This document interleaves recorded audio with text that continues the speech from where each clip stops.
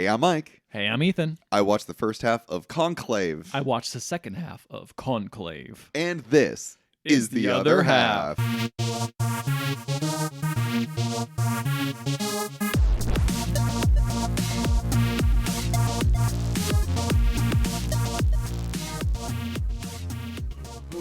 Oh, a new pope.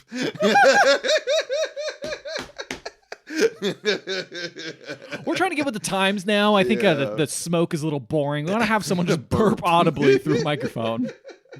I think that's what the kids are into these days. Trying so hard to not burp in a microphone, but it's so fuck off loud that the microphone picks it up.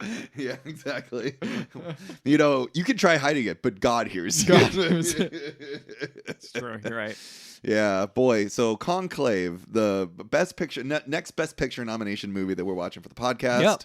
Yep. Based off a book, which it feels like a fucking like a book you find at like a bookstore in the whatchamacallit. Do you find books at bookstores? Like a bookstore, like in an airport. Like this feels like something you'd buy. Oh yeah, I'd say like number #1 New York Times bestseller Conclave. for fucking 24 weeks or whatever, because no one reads. Yes, exactly. That's what this sort of feels like a little bit. Feels a bit like one of those old like Grisham novels, a little bit. Yeah, or like the old Crichton type stuff too. You know, it's all very like intriguing and mysterious with an interesting flair for location setting. Yeah. The Vatican, dude. The Vatican. The Vatican. Oh, do you think any of these characters? Because the movie's primarily in English, although it's directed by the guy who did All Quiet on the Western Front. It is. Do you think any of these characters are supposed to be speaking English? No, I think they all probably do speak English a lot, because some of them do break into like different languages randomly. Yeah, that's true. So it makes it sound like, but also it's funny because I'm like, everyone has like the Star Wars style of like listening, where like the Italian guy comes in, he's like, and then they're like, oh yeah, of course we understand you completely, and then he swaps to English sometimes, and he's like. And then other people speak Spanish sometimes, and they swap over, and it's just like everyone just understands it. I'm like, wow, people are just super bilingual in the Vatican. Well, they all definitely speak Latin. Oh yeah, that's true. And it's the Vatican too, so they must speak Italian. Like, you know, they must, like, they live probably around you know, Rome. But a lot of people have like American accents too. Yeah, like, no, definitely. Well, yeah, you also have names like American names like Lawrence and stuff like that. Yet he's also not an American. Yeah, you have Bellini, who's clearly an American. Stanley Tucci can only be American. Can only be American. He can be Italian.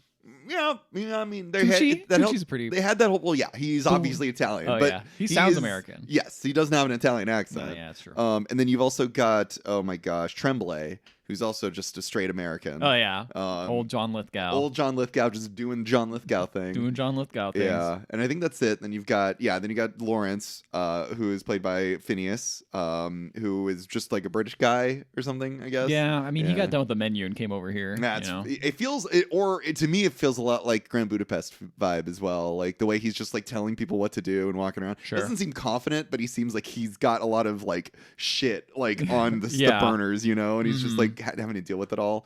So it's I was just wondering if it's supposed to be like Bellini's really supposed to be speaking Italian, but he's not going to be speaking Italian because we don't want to hear a bunch of fucking Italians be talking to each other the whole time, you know? No, I don't think so. I think they're meant to speak English. And then, you know, Italian for the reasons why they're located. That's a whole thing about the movie that I found interesting. As someone who was raised Catholic and knows a lot about like Catholicism and the history of the Catholic Church, I found that very interesting. And I know this is something you were not aware of, which is that the Mass the liturgy used to be done in Latin. Yeah. Yes. And that's one of the things that one of the Italian cardinals, Tedesco. I call him Tabasco. Tabasco wants to return to the old times. He wants to make the church great again. Yeah, he does. And return to the liturgy and Mass being spoken in Latin, which is I think the other like language that everyone speaks in. The dead language. You know, I don't know. I found all that to be very interesting as someone who, like I said, I was raised Catholic. I went to Catholic Mass a lot. I know quite a bit about like certain parts of the church and like the goings on. So I found it very interesting. The setting was very interesting. Yeah. Obviously, I don't really know the ins and outs of like how like the Vatican works. Yeah, so I don't either. I knew about the smoke. The smoke And Pope dies, you gotta pick a new one. gotta I pick a didn't new really know pope. the election Well, process though. they don't necessarily die. Well, that was the other thing, right? Because there is an election process, but sometimes the popes will have popes lined up, like they have recommendations. Oh, really? Not every I pope. thought they were always elected. I didn't know there was like a succession thing. It's not a succession thing, but they have recommendations, which usually makes it easier for Sure. like voting.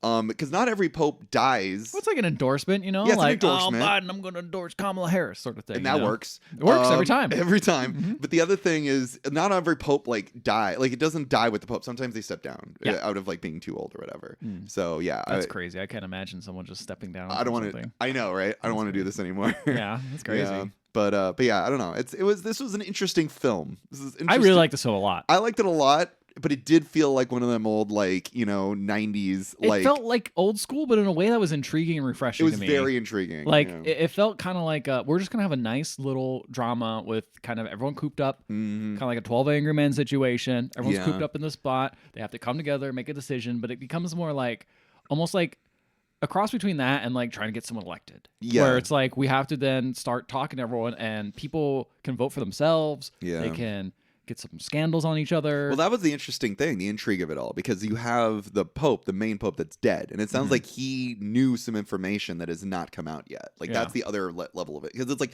it is like 12 Angry Men, but in 12 Angry Men everything's really like laid out. And that's true. You're just trying to like convince everyone to like give a shit and care. Whereas in this, it's like there's information being withheld. I was so upset that I had to stop watching my half of the movie because there was some there's some big shit that is yet to be introduced. This is a big shit reveal is all in the second half. Yeah, well, I mean, and like the goings on of one of the cardinals. Oh my gosh, what's his name? The one from Africa. The Adeyemi? Yeah, yes, Adeyemi.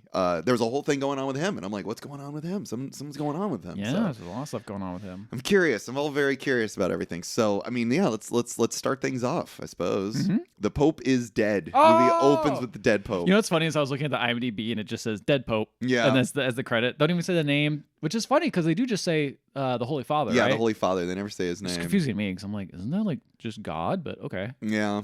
I mean, yeah. I mean, he is. Yeah. Well, he's supposed to be the spokesperson of God. Yeah, right? he's the way that God is able to speak to the rest of the church, basically. Which is funny because you're democratically electing the voice of God, basically. Yeah. Things change. I wonder if that was always that way. You know, I wonder if that kind of election process might have changed as time goes on. Like maybe it was more succession based, like kind of like the most popular, like monarchies at the time were very popular. So maybe it's like more like that. And now democracy is the hottest thing. So they're like, all right, we'll do that. Well, what I find interesting too is, and this is all obviously very like current. Like watching this movie, it gave me like bad vibes whenever they had to do a vote, and you just saw like numbers changing drastically, and I'm like, I don't like any of this. I don't like voting anymore. It's yeah, scary. This is all very stressful. But yeah, it's like you see like them going like, oh yeah, sometimes you want to vote for a person because like you legitimately believe in what they have to say, but a lot of times they just vote for someone because it's like your vote's gonna get fucking wasted if you vote for like Lawrence. Yeah, you know, you're just throwing your vote away. Yeah. You know, even if you think he's like the best person for the job. You know, like the other funny thing is seeing like the vote split, which is something that we always talk about too. Like in politics, is the idea of like you might have like 3 or 4 people who believe relatively the same thing, but if you vote for one of those 3, they should be stepping out. They should step away from like voting, because then, you know, then all the votes that could go to someone that you would want end up being like spread. And then if everyone just gets behind one main person, like Tabasco, you're fucked. You know, fucking Tabasco. Yeah, fuck Tabasco. I hate that motherfucker. Too vinegary. Yes. So yes, the Pope is dead, and we immediately are introduced. Lawrence is like the first person we see. Lawrence before we know the Pope is dead. Love that we follow Lawrence, to be honest, too. because he's such an interesting character, because he's not really someone who wants power. He just wants the best. So it seems. Yeah. And there's interesting elements of him being tempted to take power or stuff like that, which I think is really fascinating to me. And he's just, I don't know, he's a very interesting character, and you kind of want to root for him despite the fact that maybe he could be shitty, but you're like, I don't know, like a politician, you're like, this is the best we got right now. He reminds me a lot of like a John Adams type, right? Where it's just like weight of the world on his shoulders. He's just trying to keep shit in line, you know? Phineas does a really good job of just feeling like I think they even added like some like liver spots to his head. Like they made him look a little older and like tired and stuff. And he just looks so fucking tired. Like he looks like he's just like he's like, because he keeps saying, it's almost kind of reminds reminds me of like, all right, I'm like two weeks from retirement, you know, like he's straight up like, I want to leave this job. I'm gonna get somewhere else. Like I don't want to do this anymore. And you can see like, yeah, it's like withered him. You know, he doesn't. You understand why he doesn't want to do this. It's not. It's like kind of a thankless role. Yeah. You know. Yeah. So we are following Lawrence pretty much the entirety of the movie. Everything Lawrence knows, we know. It seems like. Yeah. Yeah. So we have 3 other cardinals pray over his body. We're introduced to them as Bellini, who is a very close friend of the Pope, the dead Pope. We are introduced to Tremblay, who was the last person to speak with the Pope. Okay. Yes, the last like just like on record discussion that they had. Yeah. And then I also believe that Adeyemi was also there. And then we also were introduced to Wozniak, who is close with him as well. I don't know if you see him. He's sort of like a drunk.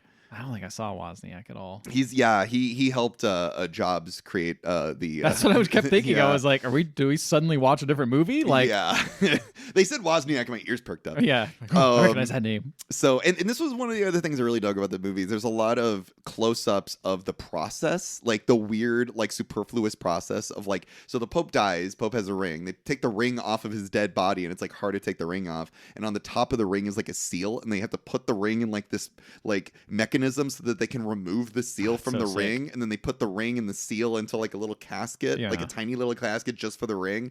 And it's just like, yeah, that's like the process. But that's what I like, is this whole movie kind of about process, right? And just especially, you know, the Catholic Church is very process driven, you know, and so it's very interesting because to it's see, so old. It's so old, and it's very interesting to see something that's just like upheaves all this process. Like we have a process for dealing with the Pope. There is a process for voting again for him. But it's up in the air. It's messy. It's not as like hard and fast rules as so many other parts of the church or just religion in general. Exactly. And also like later on, there's this whole thing where, you know, Bellini's very upset because he's starting to like lose. Like he's not getting a lot of votes, and people are now starting to vote for Lawrence. And Lawrence, you know, Bellini's like, you know, we need to take control of everything. And Lawrence is like, control? Like, this is just a vote for, you know, this is just a vote. This is not war we're going to. Then Bellini's like, no, this is a war. And it's like, as reactionary as Bellini seems in this moment, like, it's kind of true. Like, the leader of like one of the biggest like religious, you know, organized church, religion, in the world, the person who runs that church is going to affect the way that the world looks, you know. It's true. I don't know, it's true. It's and it's like, yeah, like maybe Bellini is like making Lawrence feel bad for like wanting to hold some kind of power or whatever, but like Bellini's also right. Like it is a war. It is a fight to make sure that like the world is better, you know. It basically doesn't fall to people like Tedesco essentially. Anyway, speaking of Bellini, he used to play chess with the Pope, and there's like a little chessboard in the room, and he's like, should I take the chessboard? And Lawrence is like, yeah, you absolutely should take the chessboard. You and him used to play all the time. And then Bellini's like, yeah, the Pope always won. And I'm like, my movie hackles went up. I'm like, okay, so Bellini's a chess player, but he's not a good one. And the old Pope, the dead Pope, used to play chess all the time, and he was always winning. So he's good at planning moves in advance, you know. So moves might have already been set up, you know. So already starting to pick up little things. And you will be rewarded for these thinkings, Mike. I cannot wait. In the kingdom of heaven. And in heaven being the end of the movie. Yep. So they mentioned that it was most likely a heart attack. The Pope was in ill health. Classic. Of course. But nobody should have known that, because he was worried about the minute he stepped down, people might start to like surround him, and you know, he wasn't sure he would be able to like fight, you know, for the betterment of the church, basically, in ill health, it sounds like. So that's why I wanted to keep it a secret. Wozniak discovered the body. He is beside himself. He's very upset. Tremblay wants to figure out a timeline of the final moments, so he admits that he was the last person to meet with the Pope, and he's like, I want to make sure that all the timeline is straight up. I want to make sure we have all of the meetings in order and all that stuff. But Tremblay is the one that is doing that. He's the one that's like overseeing that process. Yeah. Which is again interesting, because then later on some very interesting news about Tremblay is revealed, which I will go into. So the Conclave, the title of the movie, falls upon Lawrence to oversee the voting. Why is it called the Conclave? Do you know any? I do not know where that's just what they call it. I think that's just sort of what they call it. Okay. Yeah, I mean, there might be some. Yeah, maybe look it up. There might be some kind of like biblical, reference. I'm assuming, but yeah, I'd honestly never heard of this word before the. I mean, I guess I'd heard it, but as far as like the way like things are described, like this is a conclave of people or whatever. Like this meeting is like a conclave of of people getting together. What is it saying? Anything? I'm still reading, but it says from Latin conclave. Yep, cum clave. All right, which means with key. That's why it's a dead language. It's too funny. Yeah. Yeah. But yeah, I guess that's what they do with key. So I guess it's like a choice of like trying to find the best person using the key. I don't know. All right. I don't know. I don't get it. Maybe I'll read a little more. So what happened next? So the Pope's body is taken and his room is sealed. It's sealed in this very process-driven way where like they drip wax over like some ribbon and then they seal it with wax. So if anyone were to disturb the door of the dead Pope, it would be very obvious, and also destroy this nice, wax seal or whatever. Yeah. To the what's his place? His bedroom? Yeah, to the dead Pope's bedroom.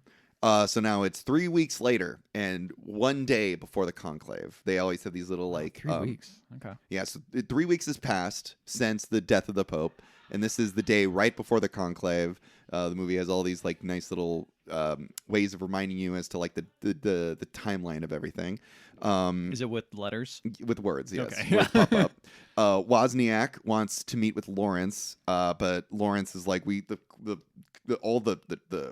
cardinals are about to arrive. Like, if Wozniak wanted to talk to me, he probably should have chosen a better time. Is Wozniak's name Ray? No. Oh, Ray is his assistant. Okay. I like Ray. Ray might be my favorite character in the movie because he seems really nice. Although he's not. I don't know if he's like the most deep character, but he's so helpful. And that's what I like about him. In a movie where it's so stressful, everyone's kind of like has their own agenda. It's cool just have Ray come around and be like, Ray's like, help, I've got no agenda. I'm just here to help. Yeah. I'm like, thank you, Ray. Thank you for being a light in this movie. I appreciate it. So Ray actually goes up to Lawrence and tells him about all this. And at first, Lawrence is like, I'm not gonna meet with Wozniak. I got all the shit I gotta worry about. But then immediately he's like, all right, I'll meet with them. Like it's gonna weigh heavy on his soul. Once the cardinals all arrive, then I'll go talk to him. And then once the cardinals do arrive, he ends up meeting up with Wozniak. And Wozniak says, "Oh wait, have I not written that yet? No, I haven't written that yet. I'll get to that later." Okay. Cardinals all arrive from all around the world. So like all different like backgrounds, all different like people, like races. Can you explain what a cardinal is? It's just like someone who's been elected, like been approved by the Pope to like go to a different area. Chosen by the Pope to go to a specific area and oversee and lead a church in foreign lands, or but basically making sure that like the church keeps to like certain values. Okay. And all of that is like chosen by the Pope. The Pope is the only person who's able to approve a certain cardinal. Okay. and then when the sort of thing happens, the cardinals all get together and they all vote on the next Pope, and one of the cardinals can be the one that's elected, basically. Okay. But that's the other thing is everyone knows who the cardinals are. Every single person knows every other cardinal because one, it's a limited amount. And two, it's a big deal when someone is chosen to be. Yeah, there's just like maybe 108 total or something like that. Very few. Yeah.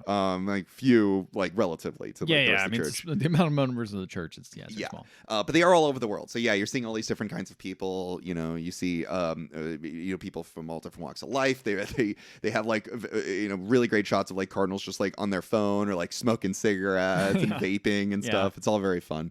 So that's cool. We also meet all the nuns, including one played by Isabella Rossellini, who what's her Sister Agnes. Sister Agnes. She says fucking like nothing in my half of the movie. You just see her face, and it's just like I'm reminded how good of an actor Isabella Rossellini is. She's so good and has so few words. It's so good. She's so powerful and like doing nothing. So her and all the other nuns are preparing food and lodging for all of the arriving cardinals. Lawrence clearly has a favorite. He wants Bellini to win because Bellini is very progressive, but Bellini also says he doesn't want it. He says that in his heart he doesn't truly believe that he should have it, and he says that no sane man would want to be Pope. Yep. But then they're like, okay, well, if you don't want to be Pope, then Tedesco's going to do it. And then literally Tedesco shows up. Yeah. And he's wearing like a big red cloak. He's this old Italian guy who I wrote down is basically Trump because he's like a massive bigot and he wants the church to return to the good old days. We also learned that during the papacy, the Pope basically did everything he could to make sure that Tedesco didn't, like, Tedesco wanted to like ruin this Pope's entire papacy, and the Pope had to continuously rally against Tedesco's like choices. Oh, wow. But Tedesco's so old, so I'm assuming he actually became a cardinal before this Pope was in power. Probably, right? that makes sense. I don't know. Yeah, can popes take away cardinal status? I don't think. I mean, it would be pretty crazy. Like that would be probably pretty embarrassing, especially if because Tedesco's that's a lot of scandal, and they don't want massive scandal. I don't think the Catholic Church wants more scandal. No, and also Tedesco is, I mean, seemingly relatively popular too. You know, he's like basically second or third. He's got his own social media platform. Does he really? Yeah, Tabasco.com. Loves it over there. That's good. It's actually called Truth Tabasco. So but, you know. spicy. Spicy takes. Yeah. He wants mass spoken. He wants mass to go back to before it was spoken in English. Again, also that was a very like class based thing. You know, like he wants it all to go back to the way it was because back in the day, men, particularly like rich, powerful men who were able to like learn Latin were the ones that understood the religion and the book, the Bible the best. And then all the women and people who weren't well educated just had to just sort of like obey whatever was said, like told them basically. And Tedesco wants to go back to that, and Lawrence does not like him. Lawrence admits to Bellini. Lawrence is like, I want to resign. Like, I don't want to be here anymore. And he also admits to Bellini that he back in the like before the Pope died, one of the last interactions that Lawrence had with the Pope was he was like, I wanted to resign and I wanted to like go off and do great work somewhere else. And the Pope did not accept my resignation. And the Pope was basically saying certain people in this world are shepherds and certain people in this world are managers, and you are a manager, Lawrence. And Lawrence hates this. He fucking hates this so much because he wants to be a shepherd. He wants to do great, religious, meaningful work, and not just be in the background, running through the taxes and being the responsible one. Exactly. He doesn't want to do that. It's not very fun. It's not what he got into it for. And Bellini says that near the end, the Pope had lost faith, and not in God or anything like that. He lost faith in the church. He felt that the church had sort of like lost its way. That's what Bellini says. But this is the intriguing thing about this movie is like this is what Bellini has said about the Pope. And Lawrence is like, is that true? So it's like, is it true? Is Bellini like, we don't know. We don't know anything. We don't know who to trust, Already the movie's already starting to like throw at us like, who are you supposed to believe? And the only person Bellini. Who are we supposed to Bellini? The only person that we have any sort of deep knowledge of at this point is really just like Lawrence, and that's only because we see him in like private moments. We don't really see anyone else. We don't know what anyone else is thinking or up to. No. So we finally meet Wozniak. Wozniak is drunk, he's sweaty, and he tells Lawrence that Tremblay was the last person to see the Pope, which we all know. But that last meeting was very surprising because what happened was the Pope dismissed Tremblay. Dismissed? Fired him, sacked him. Whoa! Yeah. He did fire. They can't fire a cardinal. It sounds like, and he's like, well, why did they fire him? And he goes, because of gross misconduct. What could that mean? That could be anything. That could mean anything. Yeah. It could mean touching boys. Yeah. That could mean fucking anything. It could be anything. Could be gross misconduct. He's putting his boogers in the cafeteria. I don't know.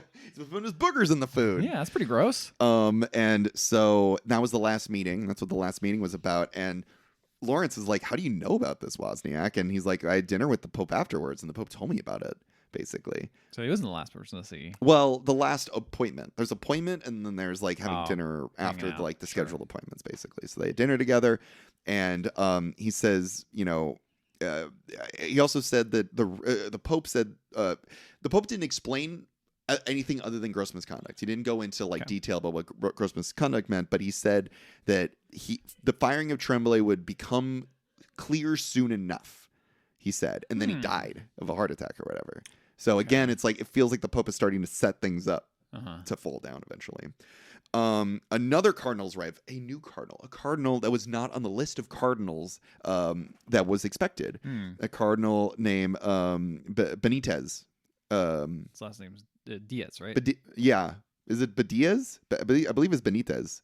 Oh, maybe. I thought it was Benitez. Whatever. Whatever. He showed up. He's the Archbishop of Kabul, and apparently the Pope appointed him in secret. And so no one knew that this guy was a cardinal. But there's all of these, files and like signature of the Pope, and everyone's like, could he have forged the signature of the Pope? And everyone's so like genuinely, like, understandably kind of like suspicious of all this. Like a person who was like confirmed in private and secret, like, why would the Pope do this? But then it is Benitez. Yeah, we meet Benitez, and he seems like a pretty cool guy. Like, he doesn't seem like a bad dude. He doesn't seem like mysterious or anything. He also seems like he's done a lot of good work. Dietz is the actual actor's name. Oh, that would do it. I was writing it down. Bellini wonders. Oh, also, so as all this talk of Benitez is occurring, Bellini out loud wonders, like, was the Pope mentally competent when he made these decisions to like appoint him? Which again, like, Bellini is doing a lot of really weird, fishy shit here, where he's just like questioning the legitimacy of like the actions of the Pope. I mean, sure, these were mysterious actions, but like they said that he was appointed like a year ago, and it's like that would be an entire year where this Pope was making decisions that you couldn't, legitimize. It's very odd stuff. So Benitez is introduced to confused cardinals. All the cardinals like, who is this fucking guy? And then he blesses the meal. And while blessing the meal, he thanks God for the meal and all that. But he also thanks the nuns and the woman who prepared the food, which everyone else expects the prayer to be done once God has been thanked. But then, and everyone starts to like sit down and like prepare for their meal. And then Benitez continues and it's like, thank you nuns and thank you women for like helping make the food. You guys are very valuable and all this stuff. And we get a nice shot of Isabella Rossellini. She's smiling about this, sort of like going like, hey, thanks a lot. I really appreciate that. Thanks for the bare minimum. Yeah. So we have a scene where all of the not all the cardinals, but like a small handful of cardinals, all who support Bellini, are all meeting in secret.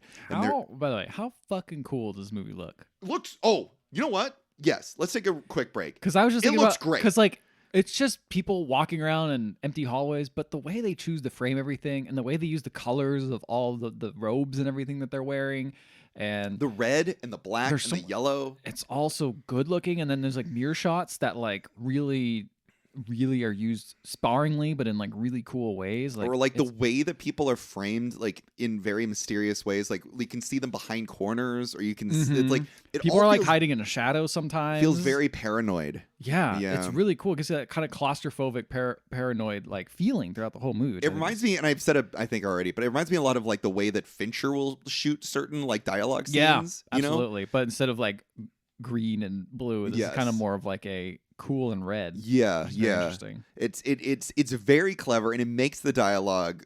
I mean, this director must be able to speak English, because he's done a very good job of actually like shooting these, and this is something that Fincher does as well, where like the camera shots aren't like dramatic, but they are very specifically chosen. Yes, you know what I mean. And that in turn makes them kind of dramatic. No, in a weird way. Like, but makes by them dramatic, pop. I mean like they aren't distracting. No. Yeah, they aren't taking away from what is being said. They're not. But every so often you're just like, ooh. Yeah. Especially with the quiet moments when there are just people walking around or whatever. They film that really nicely. It reminds me a lot too of like, or it doesn't remind me, but I am reminded of his previous movie, like All Quiet on the Western Front, which was. It was obviously scary and like whatever, but it was all shot outdoors. It was all shot in like big wide open spaces. There weren't much different. Yeah, and this is completely different. This is all shot. Most of it shot like indoors. Yeah, it's probably. I mean, maybe the director of photography knows like the best way to do all this sort of stuff, but like both of them look fantastic. Like both movies, very well lit too. Yeah, like because like it is so much of it is lit by like candlelight or by like artificial lighting or whatever, or outdoor lighting, and it's like. It's not like what's good is like it all feels very dramatic, but it doesn't. You can understand like why a certain hallway would be lit a certain way. Yeah, it doesn't feel fake. Yeah, exactly. Yeah, no, thank you for pointing that out. It's true. I want to mention it because like the movie's freaking gorgeous. It is gorgeous, and that's the thing is like it's gorgeous and it's very like intriguing too, which is nice. So like you're able to celebrate two things at once. Where like you are able to appreciate visually what's occurring, but you're also able to like follow a very mysterious storyline all the way through, basically.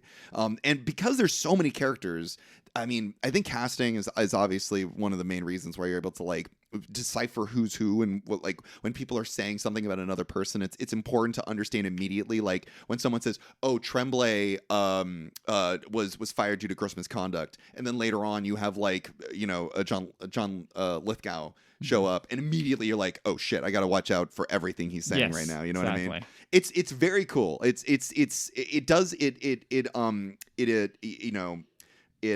celebrates, it welcomes like paying very close attention to what's going on screen. Mike loves that when he gets rewarded for his little paying attention. I am, because you fucking people watch movies with their fucking phones out the entire time. And like, if I was watching this movie with my phone out, I'd be like really missing out on all the cool background shit that was going on. And True. and you'd be missing out on like, because it's not like anything is like super obvious. It's all like very intriguing, and it invites you to like really introspect and like was this person just saying something to be helpful, or were they trying to like lead you down a path to believing something that they want you to believe? You know what I mean? It's very cool. So thank you for pointing that out. That's very true. The Cardinals, so there's a small group of Cardinals who all are voting for Bellini, and they all are getting together in secret to sort of go like, how are we going to get the votes that we need? Who are we going to talk to? Who are we going to try to like convince? Bellini immediately is like, I don't want this, but if you are to campaign for me, I want everyone to know what I stand for. My progressive stance on homosexuality, on women, on divorce, and he wants like women to be a bigger part, of the church and all that sort of stuff. And all the Cardinals start to like go like, I don't know if we want to do that. Like it might be a little hard to sell, all that stuff. And they're like, maybe we won't mention that as much. And Bellini's like, if you're gonna stand up for me, I want you to stand for what I'm standing for. And he can basically say that I stand for everything that Tedesco does not stand for. Yeah, because they need to get to two-thirds majority of voting, basically. And they suspect he's going to probably get around like 25 votes this first round, basically. Okay. How many did he win? 70 something. Okay. Yeah, it's quite so big majority. Quite a big. They need quite a big majority. It's like 3/4 or something. Almost 3/4. They need 2/3. That makes sense. Yeah. That's better math. Yeah. There's 100 people and 2/3. Sir. Yeah. So Lawrence confronts Tremblay. Tremblay's going to his room. This part was so funny because they go to Tremblay's room, and Tremblay's immediately like, "You want some coffee?" In the middle of this like really dramatic moment, and he's like, "No, that's fine." And I'm like, again, like I was like, "Oh, he's gonna have like a little espresso machine." This is Keurig, this is Rome. It's a fucking Keurig, and it's the loudest Keurig in the world. That's amazing. And he sits there with a tiny little espresso cup under the Keurig, making this loud fucking noise. And it's like in the middle of a scene where Lawrence is trying to like that. And he's like, oh, I don't know. I mean, who told you about this? It's a very serious accusation. Yeah, exactly. It's really good. It immediately like purposefully sucks all of like the I think Lawrence goes in there trying to get information out of him, and he's just like, I'm not bothered. I also love that because doing that shit in Italy feels like you get shot. I know, right? Machine, right? That's what I was thinking because I guess the Vatican, its own place, maybe a lawless place. This does seem to be because they have to sequester all of the Cardinals so that they don't see like the outside world. They aren't able to be influenced by things, So I suspect maybe just all of these rooms have Keurig machines because they're set up for like when the Cardinals need to be sequestered, because it says it's almost like dormitory lodging or something like that, really. Yeah, dormitory or like hotel lodging is a better option. Yeah. But yeah, it's just so funny him going like, you want an espresso or you want coffee, and immediately I was like, well, he's gonna have a whole beautiful machine because they don't show it. It's off camera and you see him walk off so you camera. Just hear it. Well, you hear it at first, and I'm like, that's a really loud espresso, and then they cut over and it's a fucking Keurig. Awesome. I could not stop laughing. That shit rocked. That's one of my favorite like cuts of like any movie that's so far that we've seen for the podcast for Best Picture. Lawrence confronts Tremblay. He's like, Wozniak told me this. Wozniak was saying this about you, and immediately Tremblay's like, well, he's a drunk. Like, I mean, I don't want to say it, but like, are we sure that we can trust what Wozniak might have told you? He's like, I'm just trying to come up with reasons as to like why he would make up these lies about me, basically. And then he's like, well, if you want to ask anyone, Morales was in the meeting that I was in too. You could ask him, if you really wanted to. But it sounds like Morales is not a cardinal, and so like none of the cardinals can like, they're all sequestered, so they can't actually go off and like ask anybody. Got it. But, he has a good friend, Ray, to go ask Morales, possibly. It's true. So finally Lawrence is like, okay, so before I go, what did Lawrence asks Tremblay, like, what did the two of you guys talk about? Like, what was your last like discussion about? If it wasn't you getting fired or whatever. And he's like, well, I don't want to tell you that because it was a private conversation.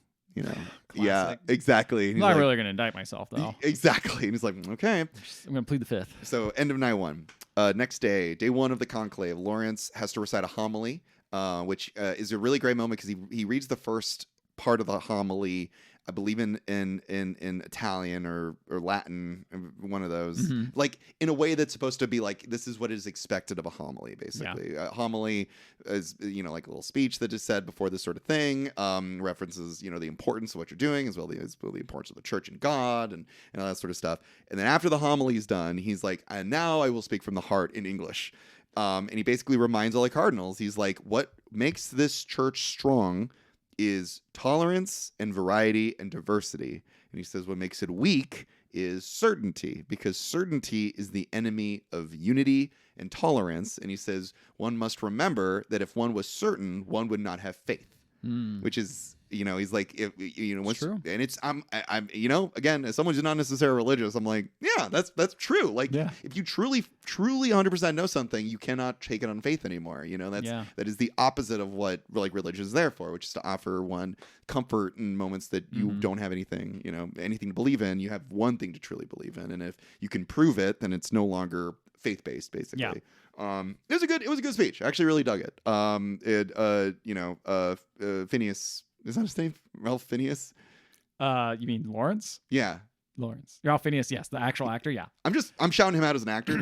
Great job. He's doing good. He's doing great. He's a real working actor. He's in a lot of things. He has done. He was Voldemort. Good. Yeah, it's good for him to finally get a like starring role. I feel like besides like I guess The Menu kind of, but he wasn't really starring in that. I mean, he was kind of starring in like Grand Budapest, right? I haven't seen that movie. Oh my lord. Okay. Well, Lawrence asks his assistant Ray, is like, hey, can you check out Morales? Like, ask what happened during that final meeting, and get a right back around to me.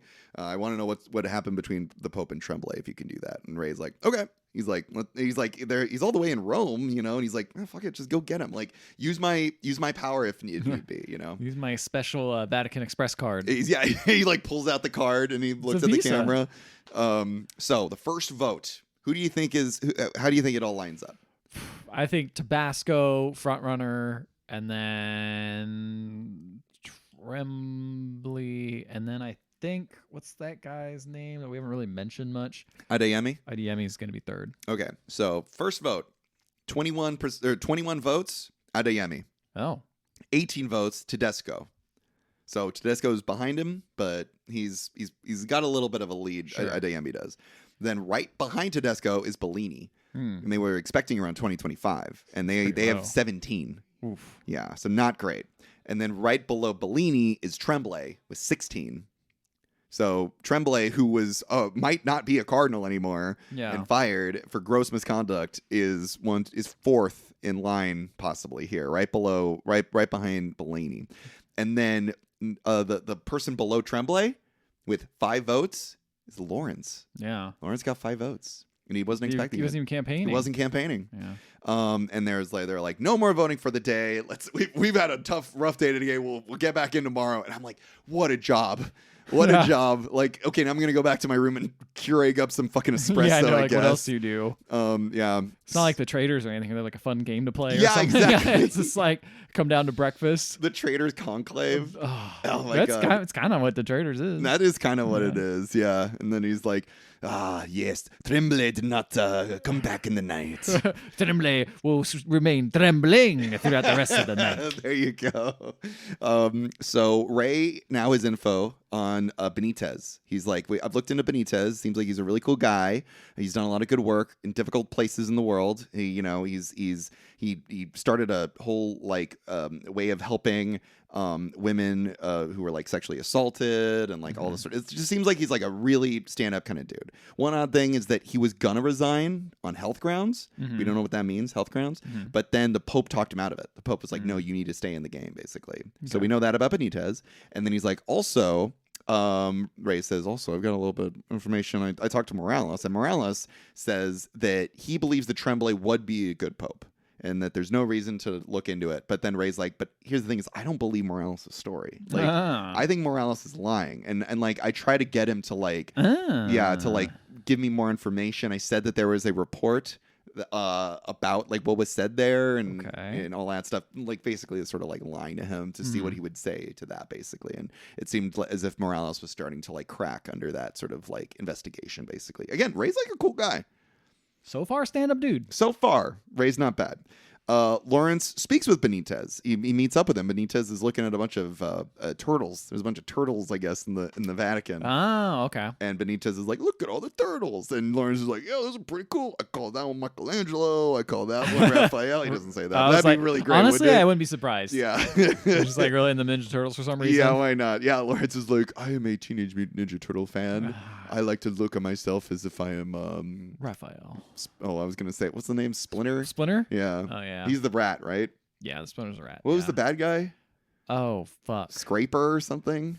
I always mix Splinter up with the bad guy, but apparently I can't even remember the bad guy's name. Oh my god, I cannot remember. I'm gonna die. Shredder and Splinter are very similar. Yeah, and so I always get worried I'm gonna say that the rat is Shredder. Yeah, and all those nerds are gonna come out and kill you. They would. It's good for you to hold your tongue. It's very smart, very Catholic of you. Thank you. So Lawrence is like, so are you in good health, Benitez? And Benitez is like, oh yeah, I'm doing good. And he goes, he's like, I don't want to reveal his hand, the fact that he does know that Benitez originally was going to leave due to like ill health. And he says, oh, I just wanted to check in because I know it was a long trip. Like he's trying to like act as if everything's above board. And one thing I wanted to mention, is that when after that vote, Lawrence was talking to one of the other people who was voting for Bellini. I don't remember his name, but he's like another cardinal that's like wanting Bellini to win, basically. Another very progressive cardinal. And he's like, you got a bunch of votes, dude. Like, what do you, like, you shouldn't have done that. Like, you know, you need to immediately tell anybody who voted for you to stop voting for you. And Lawrence is like, the minute I figure out whoever voted for me, I'm going to tell them to vote for Bellini. Like, that's the first instinct, is to make sure that Bellini gets the votes that would go to me, basically, because they're wasting their vote. Got it. But here, Benitez tells Lawrence straight up that he voted for Lawrence. He's like, I voted for you. I think that you would be a good pope. And Lawrence doesn't tell Benitez to vote for Bellini. He doesn't say it at all. He says instead he says, I have my doubts. Like, I have doubts in lots of things. I can't pray anymore. Like, all of this is weighing on me, and I don't want to be part of the church anymore, basically. So he doesn't tell Benitez who to vote for. He doesn't say anything about Bellini, but he does sort of try to convince Bellini. He does try to convince Benitez that he would not be a good candidate. Yeah, don't vote for him anymore. Yeah, exactly. Got it.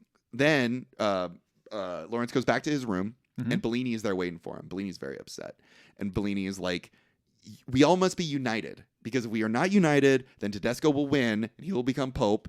And then Lawrence is like, well, what about Adeyemi? Like, you know, he could win. He's like the front runner right now. You know, he's got great votes.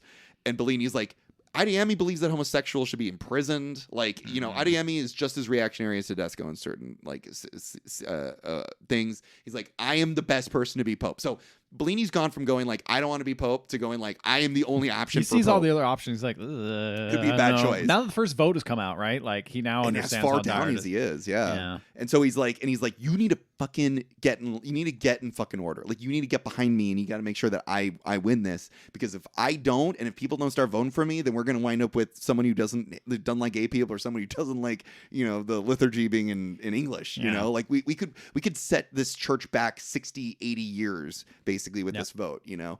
And he's like, this is a war. This is the scene I was mentioning, that this is war. And he also says, he's like, Lawrence, you have not committed to a side, and that's a bad thing. And also, you need to search your heart, because I know deep down every cardinal wants to be pope. And I know deep down, if you really truly believe that, I truly believe that you do want to be pope. Even if you deny it all you want, I think deep down you want to be pope, basically. Okay. Bellini says this. So Lawrence awakens in the middle of the night, and he hears a man and woman arguing in the middle of the night, but he doesn't know who it is. But one thing I did mention is that he sleeps in a room next to Adeyemi. Okay. So he suspects that it's Adeyemi who was having an argument with a woman in the middle of the night. Okay. So second day, second vote. How is it going to go? Second day, second vote. Well, how that talking to, I think Adeyemi's probably going to start pulling out a little bit. He's going to start getting a little ahead there. Yep. You're absolutely right. Adeyemi is now 34. I think Tremblay's going up though too. Tremblay is exactly the same. Tremblay only has 16. Oh, okay. So, but Adeyemi's getting more votes. So he's got 34. Tedesco is second with 25. Bellini is 18, which means he's only gotten one more vote since the day before. Okay. Tremblay's at staying at 16. Lawrence has gone up to 9. 9? No, Lawrence has gone from 5 to 9. He's got even more votes for him. And now Benitez is also in the running. He's got 2 votes. Huh. Which is crazy because he's a guy that, like, nobody fucking knows. No one knows. Yeah. But he must have talked to 2 people, and they're like, this guy's actually really pretty sick. cool. Yeah, we'll vote for him. So then they're immediately like, okay, enough fooling around. Let's do another vote right now. Let's see what happens. So they do another vote. Adeyemi's pushing even further ahead. Now he's got 52 votes. He's almost a little over 20. He only needs like 20 more people, and he could easily become the next pope, basically. Mm-hmm. You've got Tedesco, who went from 25 to 30, so he's only got 5 more people voting for him now. Okay. But that's 30 to Adeyemi's massive lead of 52. Mm-hmm. Then Tremblay went from 16 to 10. So he's really, so it's like 10, He's 30, trembling. 52. Tremblay is trembling. Yeah. And Bellini's now below Tremblay. He's got 9. Oh God. So Bellini went from 18 to 9, like cut in half. And then in the middle of Bellini's vote, everything starts to shake. Like an earthquake's happening or something. And what the fuck is that? And the cardinal who's like running all this is like, guys, fucking pay attention here. We're in the middle of trying to figure out who the next pope's going to be. Yeah. So Bellini's gone down from 18 to 9. Next in the running is Lawrence, who went from 9 to 5. So now he's only got 5 votes. And Benitez has gone up. He's gone from 2 people voting for him to 4 people voting for him now. So 2 more people are voting for Benitez. Okay. Yeah. So they're like, all right, enough voting. Let's have some lunch. That was exhausting. I'm tired. All that voting. So Let's go get some Keurigs and lunch. before they go to lunch, What do they eat? What are they eating up there? They eating some Italian food? It don't look good, dude. It looks I'm bad. sure it's made. I mean, they're gonna make 100 of them. Yeah, it's like it seems like soup and like like boiled chicken. Oh, yummy. Like vegetables, like Yeah, I don't know if boiled vegetables, like not even like. they got to keep those old men just hearts going. I They feel can't like have if you any fun put food. any amount of spice, like Or 30% of them are gonna die. it's Yeah. true, So we learned that apparently what that shaking was earlier, the trembling, the earthquake, was actually an explosion that happened. No injuries were reported, injuries were reported, but no fatalities. Nobody knows if it was like a bomb. Nobody knows the cause of this. And Lawrence is like, we cannot allow any of the other cardinals to know about this because, again, they need to be sequestered. They can't hear about anything that's been going on outside of the walls, of the Vatican while they're voting. So But Lawrence gets to hear all this because he's the guy that runs everything. He's the only one that gets to know. So over lunch, Bellini's already like, I've lost. He's like, we should just tell everyone that we get the first African pope. Like this is really exciting. He's already given up basically. And the other cardinals are like, Adeyemi, if he was white, we'd be calling him as reactionary as Tedesco. And Bellini's like, it's too late for that. Like, stop talking like this. Like we've already lost. Let's just be lucky that Tedesco's not winning. He's already given up basically. Bellini's already giving up. And then suddenly, in the middle of all this, there's this big outburst that happens during lunch where Adeyemi yells at some nun.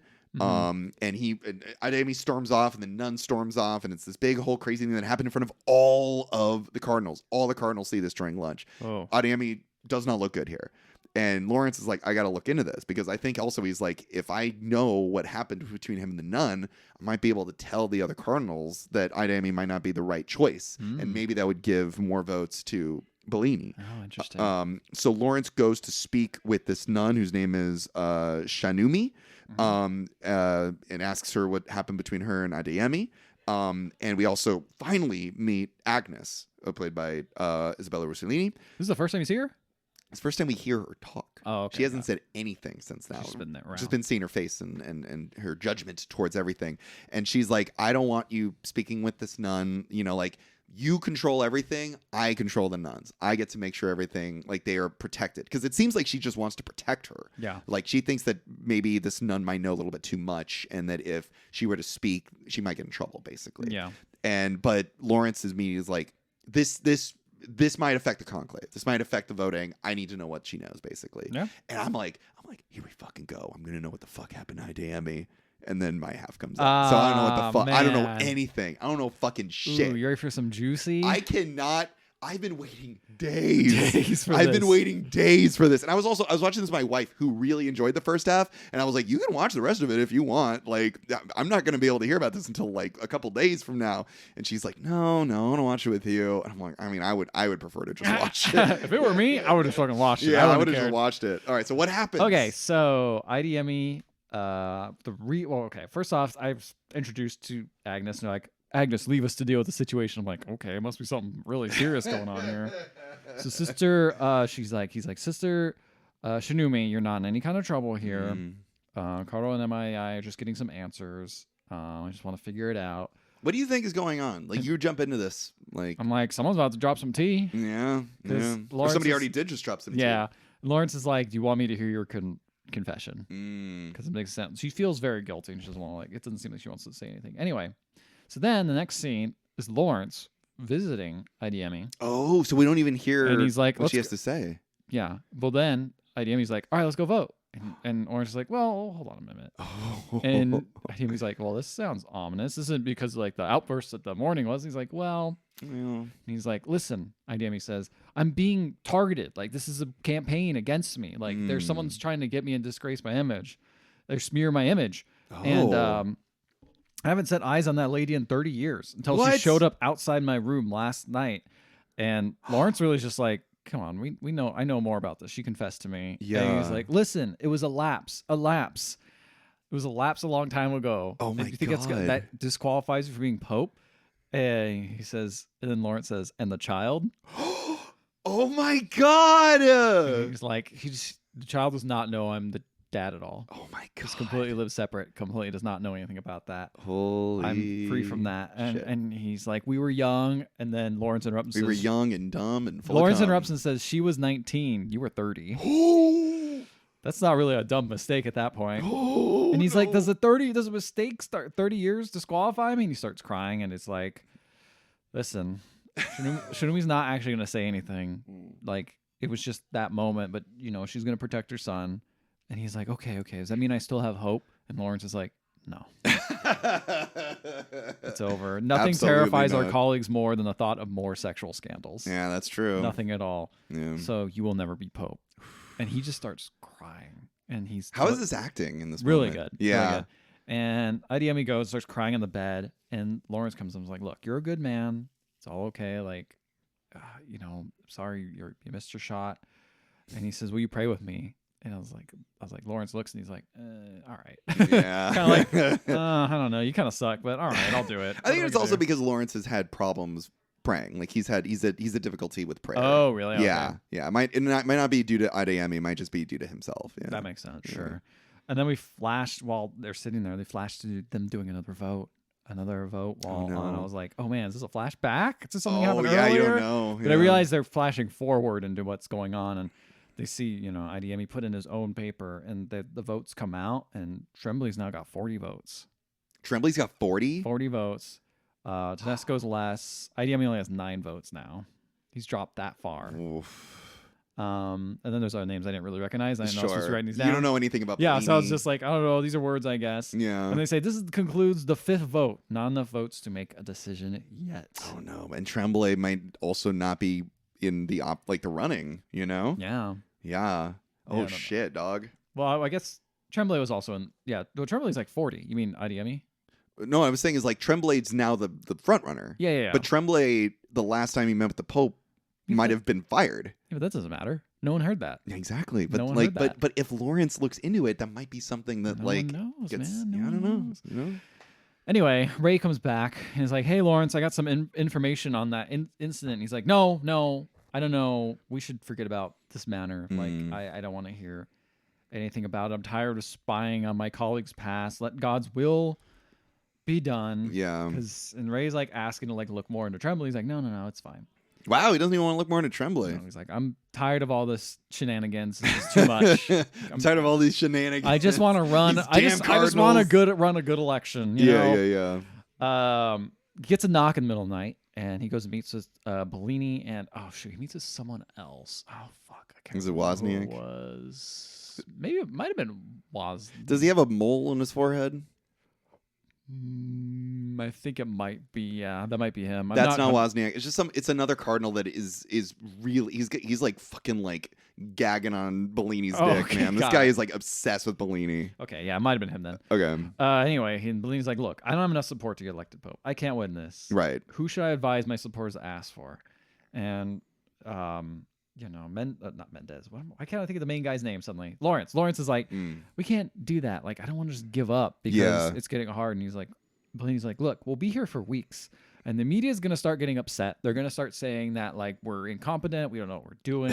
They're going to start painting us in a bad light. Mm-hmm. And that's exactly what Tedesco wants. They want to, he wants that sort of tumultuous story to come out of the right, whole because place. then he can take advantage of that. He's like, they're like, I think we should go with Tremblay. We should just put all our support there. Mm-hmm. And then, but Lawrence is like, oh man, I don't know if we could. I don't feel good about that. And he's like, look, we had a pope who hung out with Nazis. We had popes who ignored reports of sexual abuses of children for a while. That's true. Like, this guy is not as bad as that, at least. Yeah. Like, we don't like him, but I mean, he can't be that bad. Mm-hmm.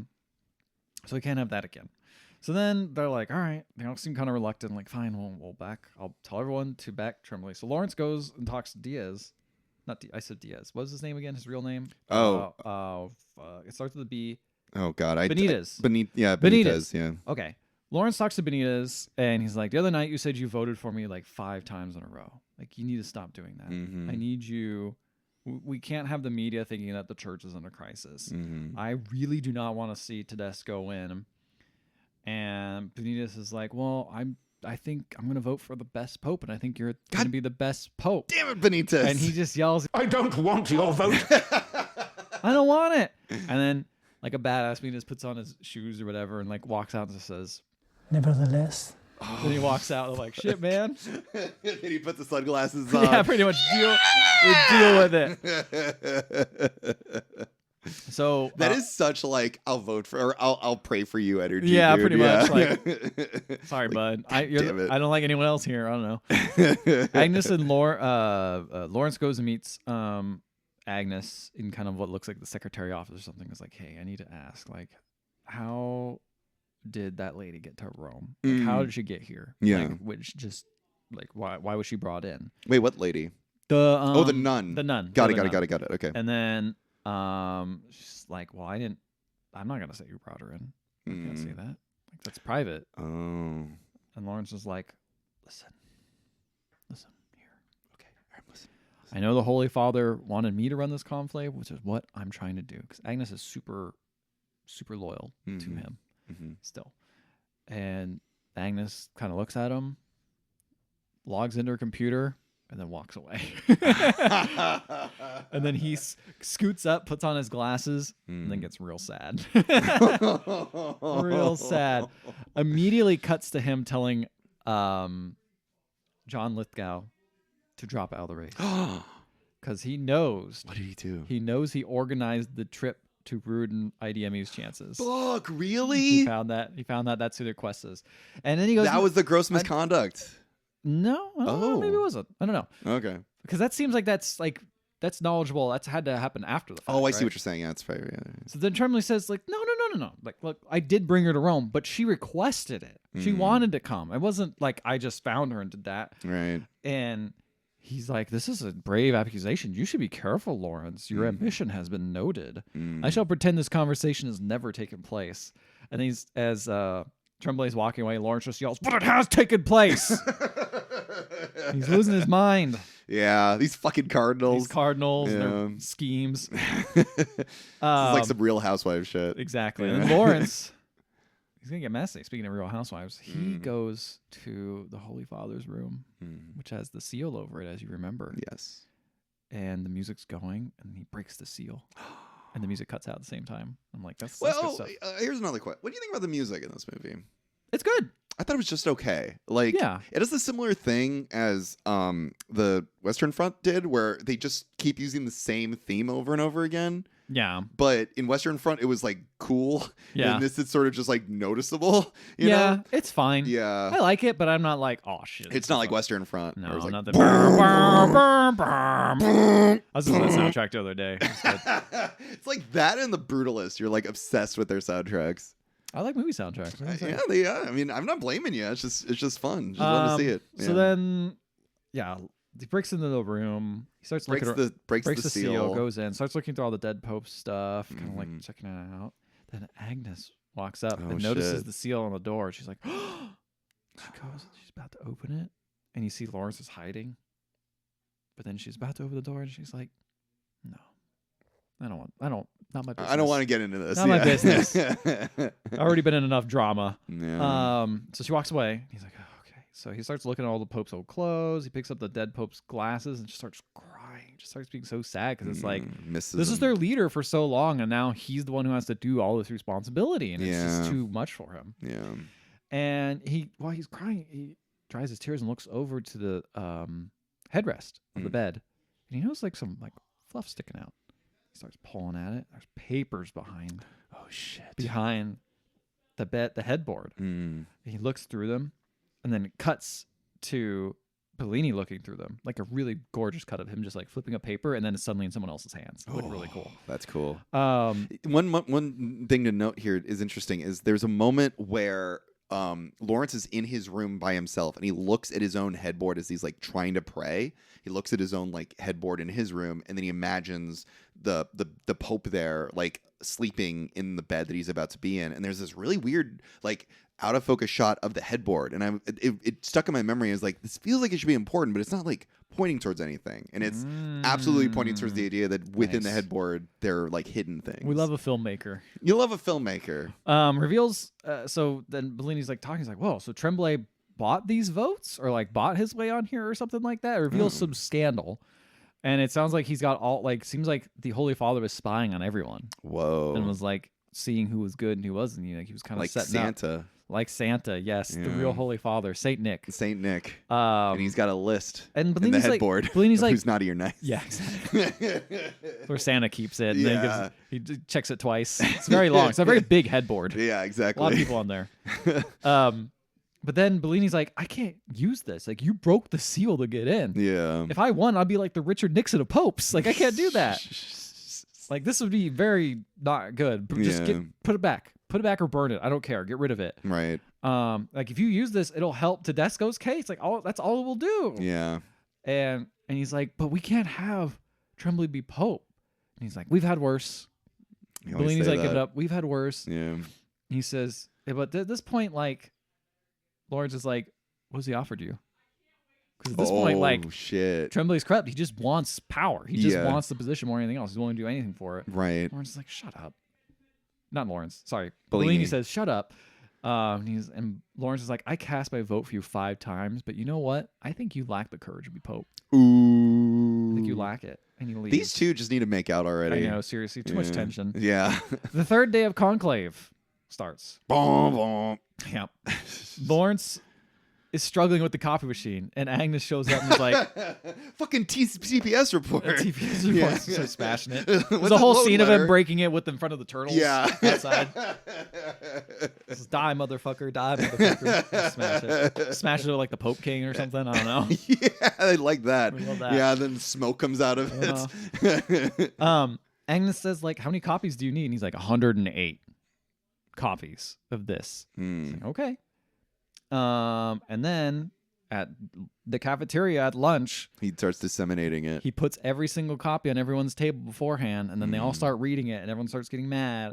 And Tremblay pops up and says, "You're responsible for this, I believe, Lawrence." And then Lawrence gets him back with a great line. "No, you were." Oh, got him. And then Tedesco pops up. I've never seen this guy before, by the way. They keep talking about him like he's like a guy like hiding from the rafters is going to pop down anywhere and steal the election. This is what Tedesco wants. And this is what Tedesco wants. And he's like, you put this out here, but you're such a coward. You hid everyone else's name on the report to protect them. You do this just to get at Tremblay. It's like the other people aren't important. Also, I want to protect their identity. Like he was spying. The Pope was spying on everyone, but the other stuff isn't important. This is what's important. What's important is Tremblay's, yeah. Yeah, and then he's like, this is it. This is the manipulation we're seeing. And, you know, Lawrence is like, I want everyone to look at your conscience instead. Like, don't look at the names that are blacked out. Like, look at your conscience. Everyone hates this idea. Of They yell and course. scream. Yeah, it doesn't really Then work. Agnes comes out and yells and interrupts everyone and says, I know us sisters are supposed to be silent, But I have eyes and ears, and it is indeed true that Tremblay brought that woman to slander IDME. It's indeed true. I well, I thought Agnes was gonna like the evidence sell out. no, Lawrence. I mean at this point, like there's too much evidence against it, right? Like she knows that he also like he came to me first with a suspicion, and then this proves it. Like he's known the whole time that this was a thing, right? And then we cut to Bellini talking to Lawrence outside, and Bellini's like, "Listen, man, Lawrence, you." You went crazy, bro. Yeah, you went crazy. He's like, but I've come to ask for your forgiveness. Like, you're steering this conclave. I think, honestly, now this is a contest between Tedesco and you. Like, because you clearly are the heir for justice, and Tedesco's got his own agenda. But yeah. And he's like, how would you like to be known as Pope? And I love this because he immediately says John. He doesn't be like, oh man, like I didn't know I want to be Pope, but it shows that like, no, actually, it could be kind of cool. Or it's like, I could be Pope, actually. It's kind of cool. I'd be known as John. Yeah. I'd be known as John. Yeah. And so we're at another vote. And Lawrence is sitting there, and he's really thinking. He's just like, who am I going to vote for? He puts his own name down. Oh. Which I assume you could do. You can do that. I mean, who's going to know? Who's going to know? Only it also God. doesn't really matter, because it's like, I think I'll be a good Pope. Sure. I'm a good Pope. And Donald he goes Duck. up there, but he has like a lot of conflict about putting this up here. Mm-hmm.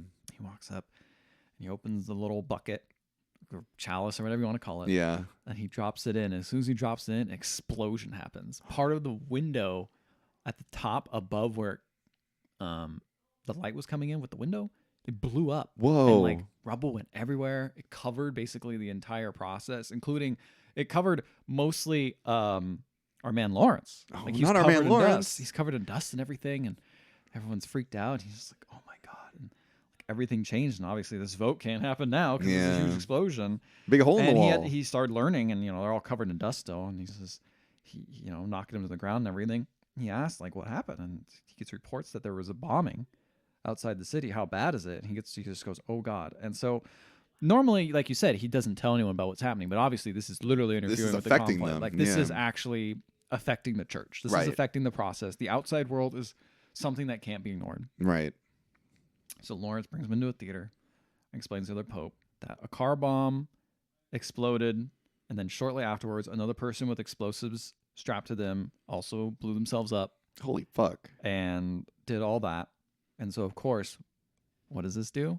Tedesco. He's fucking lit. He's like, listen, this exploding, I hate all this new rhetoric. This new rhetoric that all faiths are equal is bullshit. I tolerate Muslims in our land, but all they want to do is just kill us.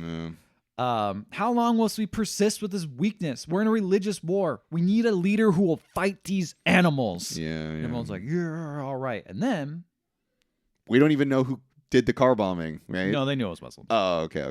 They knew it was. I was like, just scapegoat whoever. Yeah. So then, maybe they didn't. I'm pretty sure they did. Oh, okay. I'm pretty sure it was them. But then Benitez, out of nowhere, first time like addresses everyone, and he says, "With all due respect, what do you know about war?" Oh, that's true, because Benitez has only gone to like war-torn he says, areas. I carried out ministry in the Congo, Kabul.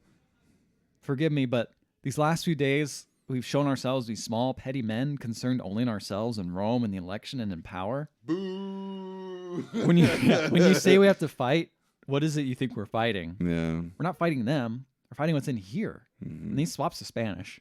And he says, we can't start talking about sides. This is probably my last time being here, and I know I'm an outsider, but like the church isn't the past, or it isn't tradition. The church is what we do next and what we do here. And then it cuts. And then it's an incredible shot of it's raining outside. All the cardinals have these like umbrellas that are like white, stark white. And they're walking with their red robes. And it looks fucking cool. And now they start to vote again. Yeah. And everyone, while they're voting, they just keep looking up at that broken window up there. Yeah. And they just keep looking up there and they're voting. It's a quiet scene. And all the music kind of drops out. You hear the votes kind of being counted. You hear Lawrence, you hear Tedesco. And then everyone starts clapping. This is a very quiet scene. Like a lot of the sound is cut out. And it cuts to everyone's faces. So you're trying to like figure out who's won. Yeah. And like Tremblay doesn't seem happy. I mean, yeah, he doesn't look happy anytime. And Lawrence gets up. And he starts walking to the front. And you're like, oh, shit.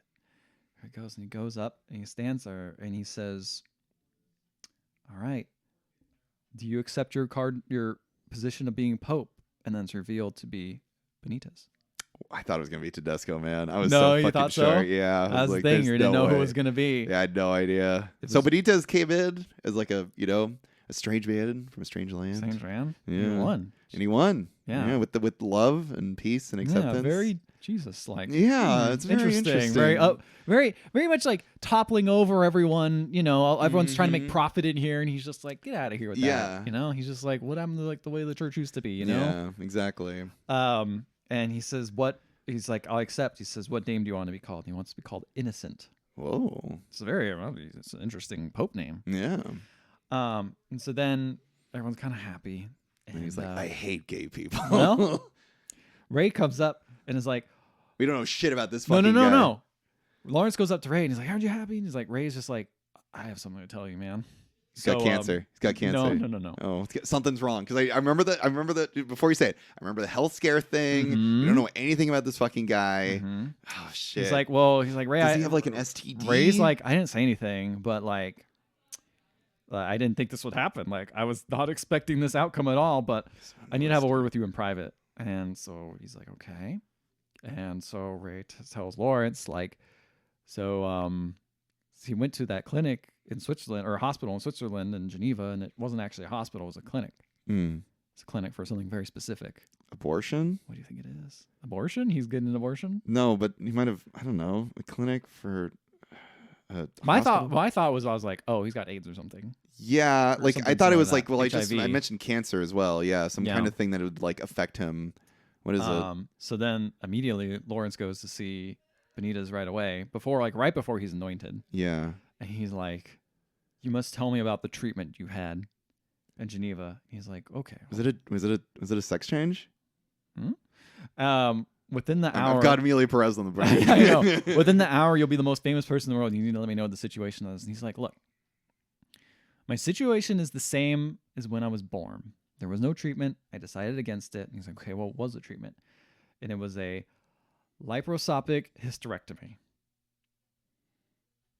Yeah. Yeah, right? You know exactly what that is. He's like, okay.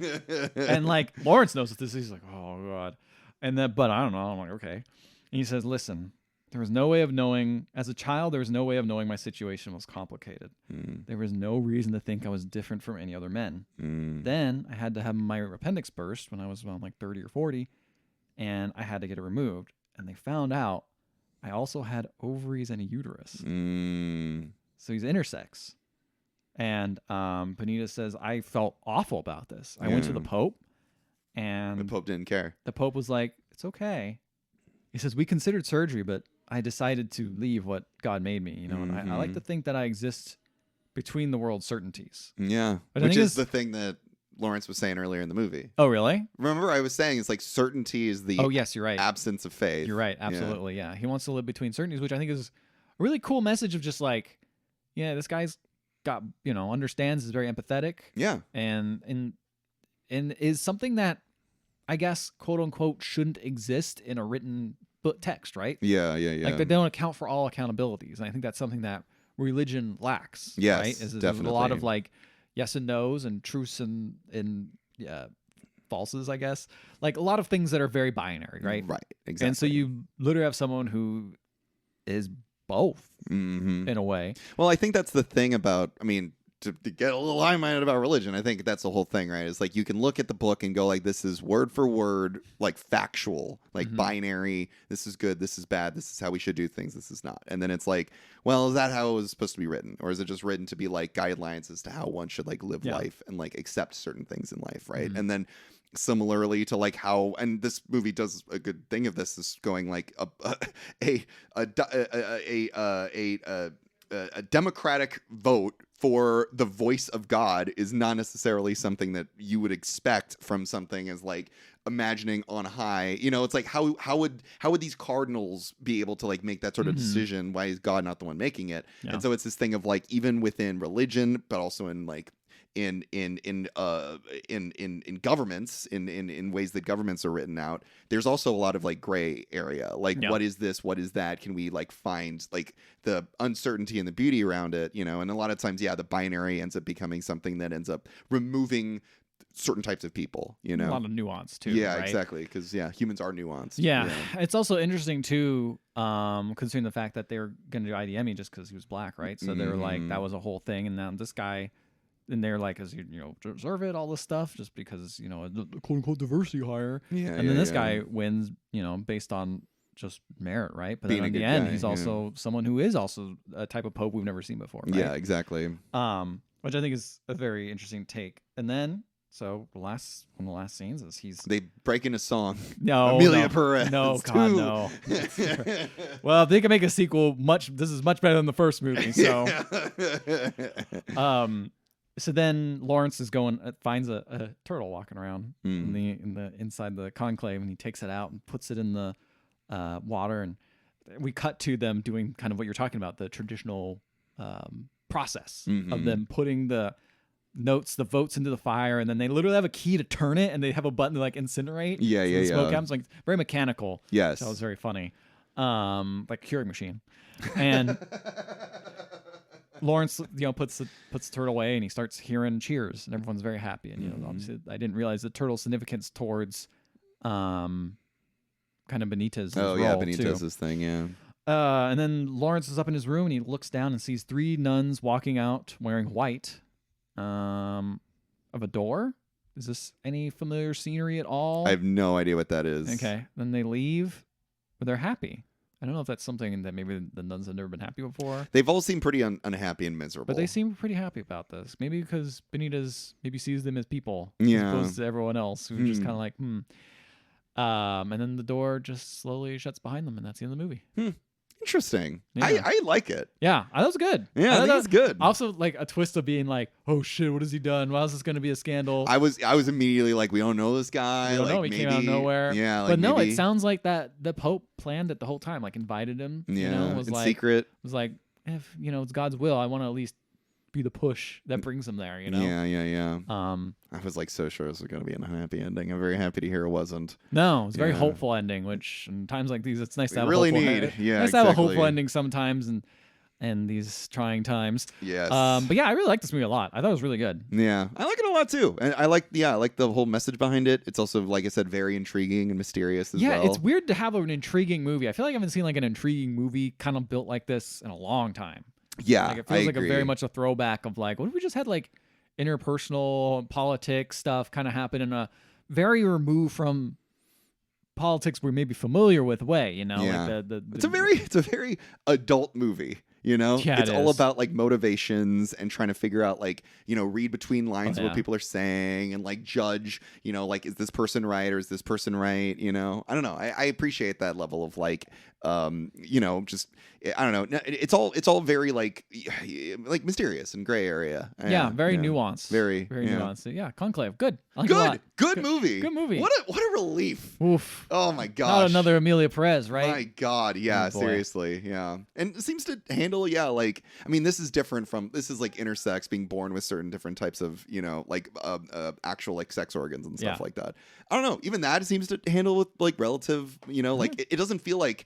It's not like a crying game. It's not like a twist where it's like, ooh, is this wrong? No, they're just kind of like, oh, cool. Well, you're the best qualified job anyway. Yeah, so exactly. Everyone likes you. Should it matter? Doesn't matter. Yeah, exactly. And, yeah, whatever. I don't know. I like it. I like it. This is a good film. Yeah, it's a good film. Good choice. job. Good job there, Oscars. I don't know about the rest of the film, but we gotta pat you on the Pretty back for a couple of other ones. Pretty weak, but so far pretty good. Also, I got tons of ads for this movie for some reason. Were you? And as soon as I watched it, it stopped.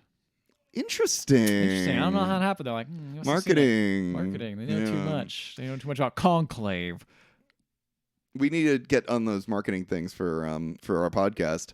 Guys, have you ever seen an ad for our podcast? Email us at email@podcast.com. You can also find us on Facebook or on Instagram. We are on Blue Sky, and we also have a Discord. Check out our Discord. And if you want to listen to any previous episodes, like Amelia Perez or previous Oscar month episodes, you can find them on any podcatching app. And while you're there, please leave a 5-star rating and review. We will read it in the show, no matter what it says, even if it is a vote cast for a new pope. Oh, that'd be pretty interesting. It just says a nerd word on it, like Mickey Mouse. Yeah, Mickey Mouse, Daffy Duck. One thing to note: the actor who played Benitez is Carlos Diaz, and he actually worked as an architect for 30 years, and then got bored during the pandemic and took acting lessons. So he was a carpenter. Architect. A carpenter. Shit. Good night, everybody.